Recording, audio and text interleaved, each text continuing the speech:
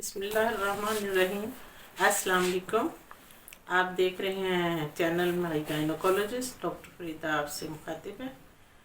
आज की वीडियो मेरा तसलसल है डिस्मेनोरिया के बारे में ही। एक्चुअली डिस्मेनोरिया माहवारी में दर्द को कहते हैं और ये बहुत ही आम तकलीफ़ है और मेरी 40 साल प्रैक्टिस में इसके बारे में बहुत ज़्यादा शिकायत आती हैं,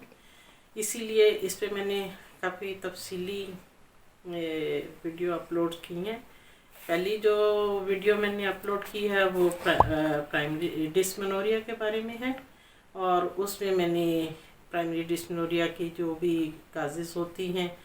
उसमें पीछे कोई डिज़ीज़ नहीं होती, वो मैंने बताई है। और उसकी जो मेन वजह होती है वो प्रोस्टाग्लैंडिन की ज़्यादती होती है और जिसकी वजह से पेन होता है और ये बड़ी शॉर्ट ड्यूरेशन का होता है।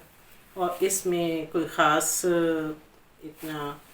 हमें उसकी ज़रूरत नहीं होती कि हम इसे बहुत मेडिसिन्स दें और डॉक्टरों के भागें। इसमें थोड़ी सी एहतियात हो, थोड़ी सी खुराक, थोड़ी सी एक्सरसाइज, वो सारी बातें मैंने अपनी पहली वीडियो में बताई हैं। जिस बहन ने नहीं देखी वो उसे देख लें ताकि उससे फ़ायदा उठा सकें। दूसरी वीडियो में मैंने सेकेंडरी डिस्मेनोरिया पे बोलने से पहले ये बताया था कि ये सेकेंडरी डिस्मेनोरिया जो है ये कॉमन भी बहुत है और ये इसके पीछे हमेशा कोई ना कोई तकलीफ़ मरज़ होता है, यानी किसी मरज़ के बगैर सेकेंडरी डिस्मेनोरिया नहीं होता। और इसमें मैंने अपनी पिछली वीडियो में बताया था, आपको याद होगा, कि इसमें सिर्फ ख़वातीन की बीमारियां ही नहीं होती बल्कि इसमें एक लंबी लिस्ट होती है जिसमें सर्जरी की भी, मेडिसिन की भी, उज़लात और वो हड्डियों के मुतल्लिक अगर कोई कूलों की या कमर की हड्डियों का पेन हो तो उसके में भी, और इसके अलावा साइकोलॉजिकल प्रॉब्लम्स भी सारे जो है ना उसमें आ जाती है। ये जो है ये एक लंबी लिस्ट है, वो मैंने आपको बता दी थी। लेकिन आज की वीडियो में जो मैं बताऊंगी वो प्योरली जो गायनी से रिलेटेड यानी ख़वातीन के जो अमराज होते हैं उससे रिलेटेड जो सेकेंडरी डिस्मेनोरिया है उसके बारे में मैं बात करूंगी। असल में सेकेंडरी डिस्मेनोरिया के पीछे, जैसे कि मैंने पहले बताया, कि इसके पीछे हमेशा कोई ना कोई मरज़ होता है, ये बग़ैर वजह के नहीं होती। और ये इसकी एज किसी भी एज में ये हो सकती है। जिन बच्चियों में, याद रखें, जिन बच्चियों में बहुत जल्दी माहवारी आती है और शुरू से बहुत ज़्यादा पेन होता है ना, बाज़ औक़ात ये सेकेंडरी डिस्मेनोरिया उनमें पाया जाता है। अदरवाइज़ ये बच्चियों में कॉमन नहीं होता, ये हमेशा 25 साल के बाद की एज की औरतों में ये शिकायत मिलती हैं। और हिस्ट्री में वो बताती हैं जी हमें पहले तो नॉर्मल माहवारी आती रही है, हमें कभी दर्द ही नहीं हुआ, अभी 5-6 साल हम ठीक रहे हैं, उसके बाद अचानक अब दर्द हो रहा है। और दर्द की जो हिस्ट्री बताती हैं वो उसमें कहती हैं कि हमें दर्द माहवारी के आने से पहले ही शुरू हो जाता है, कभी बीच में भी डिस्कम्फर्ट हमें रहता है, हमें कमर में भी तकलीफ़ रहती है। वही जो कमर की तकलीफ़, पेट के निचले हिस्से में दर्द, पेट में उखारा, मतली, टेंशन, हेडेक, सारे वो कंप्लेंट्स होती हैं। लेकिन इस जो दर्द का पैटर्न होता है और दौरानिया होता है वो काफ़ी फ़र्क होता है प्राइमरी डिस्मेनोरिया से। क्योंकि इसमें जब वो कहती हैं ना कि हमें दर्द माहवारी शुरू होने से बहुत दिन पहले होता है और फिर उसके बाद भी माहवारी वाले दिन तो बहुत शदीद होता रहता है और माहवारी ख़त्म होने के बाद भी होता रहता है, ये उनका पैटर्न होता है दर्द का, हमेशा यही कंप्लेन करती है। और उसके अलावा मैंने आपको ये एज भी बता दी। फिर जो ब्लीडिंग का है वो भी वो प्रॉब्लम बताती हैं। ब्लीडिंग का देखें आप, वो इस तरह से कंप्लेन करती हैं, हमें आके ये शिकायत करती हैं कि जी हमें बहुत ज़्यादा हो रही है, क्लॉट्स पास हो रहे हैं। और बाज़ औक़ात तो ये कहती हैं कि बहुत लंबे अरसे तक होती जाती है और बाज़ औक़ात माहवारी बंद हो जाती है 4-5 दिन आके 7 दिन, और उसके बाद कुछ दिन रुक के फिर वक्फे से शुरू हो जाती है। तो ये यही बताती हैं कि जी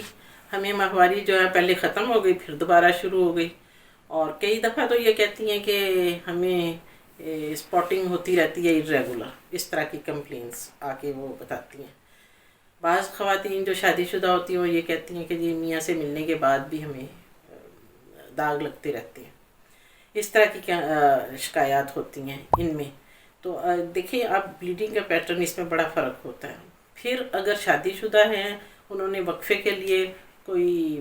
IUCD رکھوائی ہوئی ہے تو اس میں انفیکشن کی ہسٹری بھی آ جاتی ہے، یا بعض اوقات وہ بھول جاتی ہیں کہ ماہواری کی ڈیٹس بھول جاتی ہیں اور انہیں ارلی پریگنینسی ہوتی ہے اور وہ کہیں ٹیوبز میں جا کے بیٹھ جاتی ہے، تو اس وجہ سے ایکٹوپک پریگنینسی، اور جب بلیڈنگ ہوتی ہے تو یہی سمجھتی ہیں کہ جی ہمیں بڑا درد ہے۔ دیکھیں جب ڈائگنوز کرتے ہیں وہ ایکٹوپک نکل آتی ہے، یعنی کہیں دوسری جگہ بچے دانی سے باہر جس کو ہم کہتے ہیں حمل ہوتا ہے وہ ہوتا ہے، یا پھر بعض اوقات حمل ہو کے تو وہ ضائع ہو رہا ہوتا ہے تو تبھی وہ ہوتی ہیں بلیڈنگ اس طرح سے، تو اسے ہمسڈ ابارشنز میں بھی ہوتی ہیں۔ تو جو کامنلی بہت عام طور پہ جو بیماریاں اس میں دیکھی ہیں وہ یہی دیکھی گئی ہیں کہ یا تو بچے دانی کے کوئی گروتھس آ جاتی ہیں جس میں ہم فائبرائڈ کہتے ہیں، ان کے کوئی پالیپ ہوتے ہیں، بچے دانی کا منہ بہت تنگ ہوتا ہے جسے ہم سروائیکل سٹینوسس کہتے ہیں، وہ وجوہات ہوتی ہیں، انڈے دانی کے ٹیومرز ہو جاتے ہیں، ٹیوبس کے ساتھ کوئی ماس بنا ہوتا ہے وہ ہو جاتے ہیں، تو بعض اوقات سروکس کا کینسر بھی ہو جاتا ہے۔ تو یہ تو ہو گئی وہ بیماریاں جس کی الٹیمیٹلی ٹریٹمنٹ یا تو سرجری ہوتی ہے، ہم جب ڈائگنوز کرتے ہیں اس کی سرجری کرنی پڑتی ہے، اور پھر وہ یا پھر اگر انفیکشن اور پیلوک انفیکشن وغیرہ میں آتی ہے تو اس کی ہم اینٹی بائیوٹکس دیتے ہیں، یا پھر ہم اس کے بعد ہم یہ سمجھ لیں کہ جس کی ٹاپک ہو جس کی ابارشن وغیرہ ہو اس میں ہم صفائی کرتے ہیں۔ تو کہنے کا مقصد یہ ہے کہ ان کی جلدی ڈائگنوسس ہو جائے تو ہم اتنی ہی جلدی ان کا جو ہے نا ٹریٹمنٹ ہو جاتا ہے۔ ان میں جو سب سے زیادہ کامن اور خطرناک ہیں جس کی وجہ سے بانجھ پن بھی ہو جاتا ہے اور بہت زیادہ اور بھی کمپلیکیشنز ہو سکتی ہیں، ایون سروائیکل کینسر تک جا سکتے ہیں، وہ ہے اینڈومیٹروسس، اڈینومائیوسس، اور بعض اوقات جسے ہم پولیسسٹک اووری ہے، یہ بہت کامن ہے۔ ان میں بھی ہمیں یہی کمپلینس ہوتی ہیں اکثر۔ تو یہ 2-3 بیماریاں جو ہیں یہ ایکچولی لمبا ٹاپک ہے، اس کو میں علیحدہ سے ڈسکس کروں گی، لیکن جو یہ بیماریاں ہیں یہ میں نے آپ کو بتا دی کہ یہ جو ہیں ان کو جتنی جلدی آپ ڈائگنوز کر لیں اتنی جلدی جو ہے آپ کا جو ہے ٹریٹمنٹ آسانی سے ہو جاتا ہے، وہ اینٹی بائیوٹک ہو یا وہ صفائی کرنی ہو یا پھر وہ سرجری کرنی ہو، یا وہ سرجری میں بھی بعض اوقات تو اگر جلدی ڈائگنوسس ہو تو لیپروسکوپیکلی ہم مطلب ایزیلی وہ چیزیں نکال لیتے ہیں، بعض اوقات پھر ہمیں اوپن ابڈومن کھول کے تو اس کے سرجری کرنی پڑتی ہے یا پیلوس کھول کے۔ تو آپ کے لیے یہ جاننا ضروری ہے کہ آپ اگر غیر شادی شدہ ہیں تو آپ کی یہ کون کون سی چیزیں آپ کو محسوس ہو رہی ہیں، ایج گروپ کون سا ہے، آپ کے پہلی ماہواری ٹھیک آ رہی تھی، اب ماہواری کے ساتھ درد کب سے شروع ہوا، کتنی دیر تک رہا، اسی طرح کس عمر میں یہ شروع ہوا، اس کے ساتھ کوئی آپ کو پانی تو نہیں یا لیکوریا وغیرہ تو نہیں رہا، کوئی آپ کو مطلب ٹیوبز وغیرہ رکھنے کی ہسٹری تو نہیں ہوئی، یہ آپ کو خود پتہ چل جائے گا۔ اور اس کے بعد جب آپ یہ دیکھیں گی کہ بلیڈنگ کا پیٹرن کیسا تھا تو اس سے بھی آپ کو کافی ساری چیزیں، تو یہ وہ چیزیں ہوتی ہیں اس کا پیٹرن، درد کا پیٹرن کیسا رہتا ہے اور بلیڈنگ کیسی ہوتی ہے، اس کو اگر آپ ذہن میں رکھیں تو آپ اپنی ایمرجنسیز کو خود سمجھ کے انیشیل ٹریٹمنٹ بے شک آپ لیں، جو ہم کہتے ہیں کہ جی آپ ہاٹ رکھیں، مائلڈ ایکسرسائزز رکھیں، مساج کریں،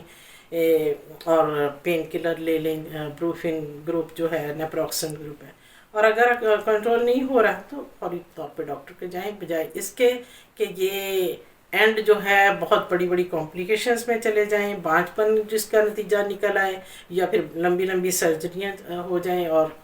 ساری زندگی پھر وہ تکلیف میں رہیں۔ تو آج کا ٹاپک میں یہیں ختم کرتی ہوں، نیکسٹ ٹاپک میں انشاءاللہ اڈینومائیوسس اور اس کے بعد اینڈومیٹروسس پہ کہوں گی، اور اس کے ساتھ ساتھ میں سیریز شروع کروں گی تاکہ شروع سے